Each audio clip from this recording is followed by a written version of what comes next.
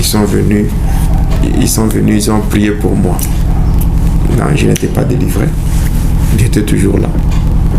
Après, un autre jour, il m'avait fait entrer en jeûne. Alors moi, quand j'étais entré en jeûne, il y avait encore une autre sorcière, une fille là qu'on avait amenée là, une sœur qui était sorcière. Et voilà. Alors, lorsque eux voulaient prier pour moi, je m'étais concentré, j'avais pris tous mes pouvoirs et je les avais incarnés dans la fille là. Ils ont prié pour moi, ils avaient prié, j'étais tombé par terre. Après, quand j'étais tombé par terre, en tout cas, gloire à Dieu, et cette fois-ci, il est même tombé. Alors, pour eux, c'est que non, j'étais délivré. Alors, lorsqu'il termine avec moi, il me fait sortir, il fallait maintenant faire entrer cette sœur-là pour qu'on prie pour elle. Je me concentre, je récupère tout le pouvoir que j'avais mis dans la fille et je reprends ça. Et je me mets là-bas pour eux croire que j'étais délivré. Or que ce n'était pas vrai. Ce n'était pas vrai, je n'étais pas délivré. Je continue à rester avec eux là-bas. Après un jour, nous étions au salon. On avait mis un film. C'était le film du témoignage du docteur Martin Tsala Essomba du Cameroun. Et je l'avais reconnu parce que cet homme-là, c'était réellement un sataniste. Il était gouverneur de Satan dans le temple de la Grande-Bretagne. Donc, le troisième temple de Lucifer Satan, parce que Lucifer Satan, dans le monde entier, il n'a que 3 temples. Le premier temple se trouve en Inde. Dans le sous-sol, on appelle ça le temple de Daïl, qui est dirigé par le premier ministre de Lucifer. Deuxième temple se trouve au niveau de la Grande-Bretagne, dans le sous-sol. C'est là où se trouve le gouverneur de Satan, qui gère toutes les églises de Satan ainsi que les sectes pernicieuses. Après ça, le troisième temple se trouve au fond de l'eau, au croisement des océans Pacifique et océan Indien, où se trouve le triangle du Cap de Bermude. Ça, c'est le troisième temple. Mais en dehors de ça, il y a au fond de l'océan Atlantique, il y a au fond de la mer Rouge. Là, on partait dans d'autres réunions. Voilà, c'était ça. Maintenant, lui, Martin Tsala Essomba, lorsque j'avais vu son témoignage, j'avais confirmé, il dit oui, c'est la vérité, les choses qu'il racontait là, c'était vrai. Le fait seulement d'avoir confirmé ça, la nuit, dans la chambre où j'étais, c'était terrible. On m'avait, cette fois-là, frappé, tabassé, au point que je ne pouvais même plus marcher. Et les serviteurs étaient là, les frères, les intercesseurs. Ils me voyaient comment on me tabassait.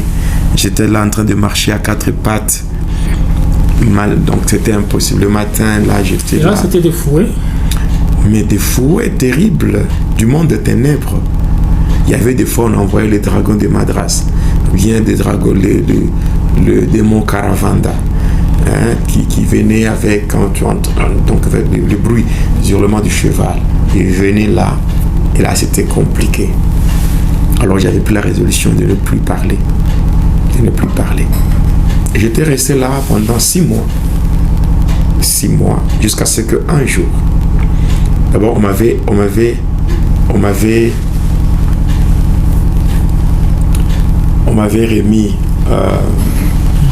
une Bible. M'avait remis une Bible et j'étais en train de lire la Bible. C'était resté comme ma seule occupation. Alors, c'était la Bible que je lisais là. Cette Bible, comment dirais-je, je pouvais lire la Bible de 7h à 12h et de 12h à 20h. C'était tout ce que j'avais comme occupation. Alors, c'était comme ça. Jusqu'à ce qu'un jour, j'étais dans la chambre. Il y a une maman Déborah. Elle était venue avec une radiocassette dans la chambre où j'étais. Elle vient, elle met la radiocassette là-bas. Et puis, elle prend une cassette audio. Voilà. elle met comme cela, ça commence à jouer. Et puis, elle sort. Elle me laisse seul. Et maintenant, j'étais en train de suivre le cantique. Voilà, parce que pendant que ça jouait là, il y avait un cantique. C'était le cantique d'un frère que j'aime beaucoup. J'aime beaucoup ce frère. J'ai l'évangéliste Denis Ngonde. Et c'était le cantique, le titre du cantique, c'était Nakanisi. Voilà. Alors quand j'étais en train d'écouter, quelque part il disait si je suis en vie, je ne dépasse en rien ceux-là qui sont morts. Si je suis libre, je ne dépasse en rien ceux qui sont en prison. Et tout ça, ce n'est que ta grâce. Ta grâce. Alors pendant que lui chantait, c'est comme si c'était à moi qu'il parlait. Alors j'entendais comme quelqu'un qui me disait que si toi tu es encore en vie, tu ne dépasses en rien ceux qui sont morts. Ceux qui sont morts dans la magie. Tu ne dépasses en rien ceux qui sont tombés dans la folie. Tu ne les dépasses en rien. C'est juste la grâce. Alors quand j'avais entendu ça, et ça m'avait en quelque sorte révolté. Ça m'avait en quelque sorte révolté au point que je me disais, c'est vrai, combien de mes amis, combien de gens qui étaient avec moi ne sont plus? Combien sont morts? Combien, mais moi, qu'est-ce que j'ai de spécial? Ou d'ailleurs, est-ce que je suis spécial? Donc, effectivement, il doit y avoir une grâce. Une grâce qui permet à ce que je sois en vie. Alors maintenant, ce que je veux faire, je vais dire la vérité.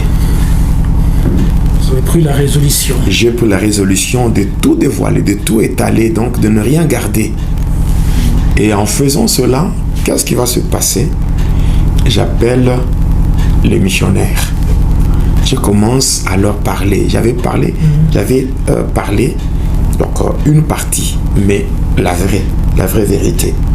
J'avais parlé. Le fait d'avoir parlé comme ça, waouh! Le sorcier maintenant de ce ministère avait compris que si je continue à parler, j'allais les dénoncer. J'allais dénoncer ceux-là qui étaient aussi en train de faire